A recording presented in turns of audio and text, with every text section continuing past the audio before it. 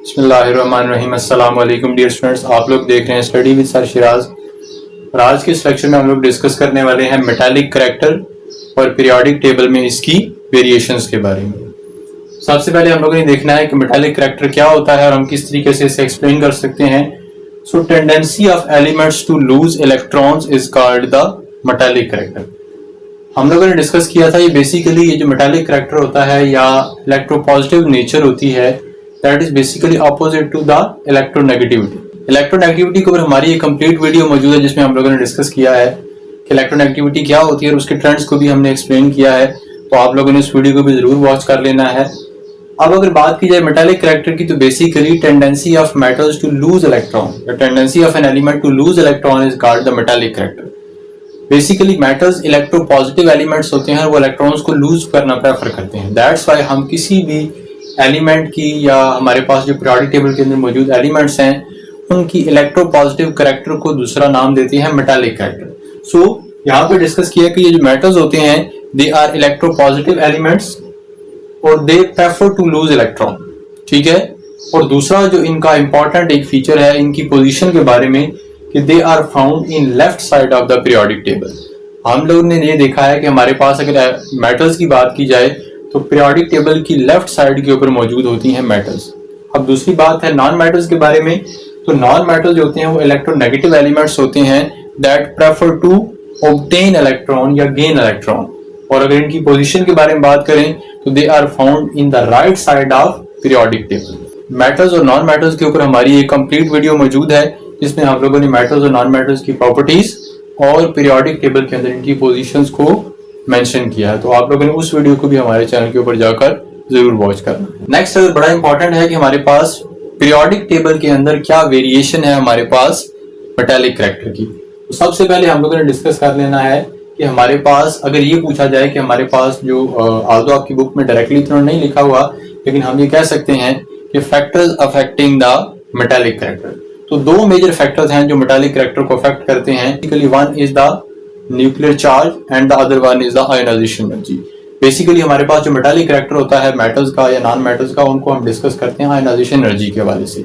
अब चूंकि ये जो आयोनाइजेशन एनर्जी होती है that is controlled by the nuclear charge, तो दैट्स वाई हमारे पास कुछ बुक्स के अंदर या आपकी बुक में भी उसने थोड़ा सा टच दिया हुआ है न्यूक्लियर चार्ज का। तो बेसिकली जो असल फैक्टर है वो उसे आयोनाइजेशन एनर्जी की फॉर्म में डिस्कस किया जाता है। अब अगर देखा जाए हमारे पास जितनी आयोनाइजेशन एनर्जी ज्यादा होगी किसी एलिमेंट की उतना ही उसका मेटालिक करैक्टर कम होगा, क्योंकि उसको इलेक्ट्रॉन लूज करना डिफिकल्ट होगा, इलेक्ट्रॉन को निकालना डिफिकल्ट होगा। हम ये कह सकते हैं कि हायर आयोनाइजेशन एनर्जी वाले जो एलिमेंट्स होते हैं वो नॉन मेटल्स होते हैं या उनका मेटालिक करैक्टर कम होता है, और जो लोअर आयोनाइजेशन एनर्जी वाले एलिमेंट्स होते हैं उनका मेटालिक करैक्टर ज्यादा होता है, क्योंकि हमारे पास उनको इलेक्ट्रॉन लूज करना ईजी होता है। अब अगर देखा जाए हमारे पास पीरियोडिक टेबल के अंदर, तो आपने अपने माइंड में आयोनाइजेशन एनर्जी का कॉन्सेप्ट रखना है कि आयोनाइजेशन एनर्जी का इनवर्स रिलेशन है मेटालिक करैक्टर के साथ। अब जहां आयोनाइजेशन एनर्जी बढ़ रही होगी तो आप लोगों ने कहना है वहां मेटालिक करैक्टर कम हो रहा है, और जहां आयोनाइजेशन एनर्जी कम हो रही होगी तो आपने वहां पे क्या कहना है, मेटालिक करैक्टर बढ़ रहा है। अब अगर हम बात जाते हैं पीरियड्स में, तो वेरिएशन इन पीरियड्स, तो metallic character decreases from left to right. क्यों? कि आयोनाइजेशन एनर्जी इंक्रीज करती है फ्रॉम लेफ्ट टू राइट।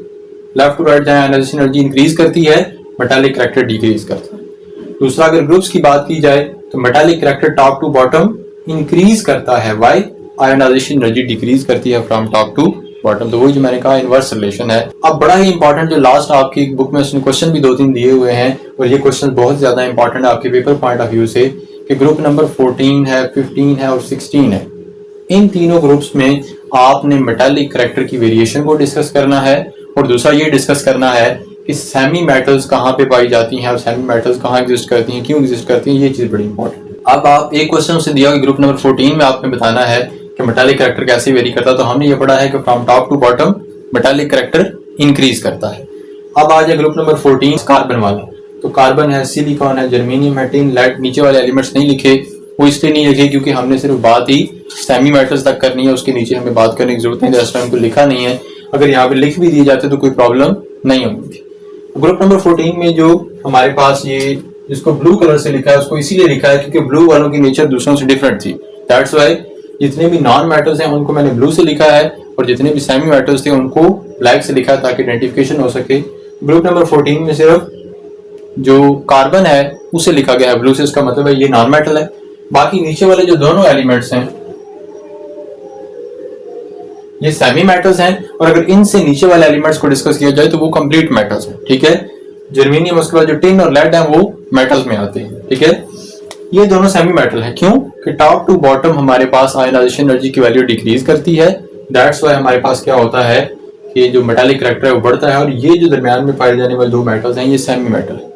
अब आ जाए ग्रुप नंबर 15 के ऊपर। ठीक है, तो पहले जो दो एलिमेंट्स हैं that is nitrogen and phosphorus, उनको ब्लू से लिखा है, वो नॉन मेटल्स है। लेकिन जब हम ग्रुप में नीचे की तरफ जाते हैं तो आर्सेनिक और एंटीमनी, AS और SB, ये दोनों क्या हैं? ये दोनों सेमी मेटल्स हैं। इसकी भी रीजन सेम है कि from top to bottom metallic character increase करता है, ये दोनों सेमी मेटल्स में आते हैं। अब आ जाते हैं ग्रुप नंबर 16 के ऊपर। तो इसमें ऑक्सीजन है, सल्फर है, सेलेनियम है, ये तीनों ब्लू से लिखे हैं, मतलब तीनों नॉन मेटल्स हैं। लेकिन इसमें हमारे पास क्या है, जो निचले दो एलिमेंट्स हैं that is tellurium and polonium, ये दोनों हमारे पास क्या हैं? ये दोनों सेमी मेटल्स हैं। और सेमी मेटल्स क्यों है? कि टॉप टू बॉटम जो मेटालिक करैक्टर है वो इंक्रीज होता है। तो ये था हमारे पास मेटालिक करैक्टर के हवाले से एक लेक्चर। अगर आपको कोई भी इसमें क्वेश्चन हो तो आप अपने क्वेश्चन को हमारे कमेंट सेक्शन में जाकर पोस्ट कर सकते हैं। मिलते हैं नेक्स्ट वीडियो में, तब तक के लिए अल्लाह हाफिज।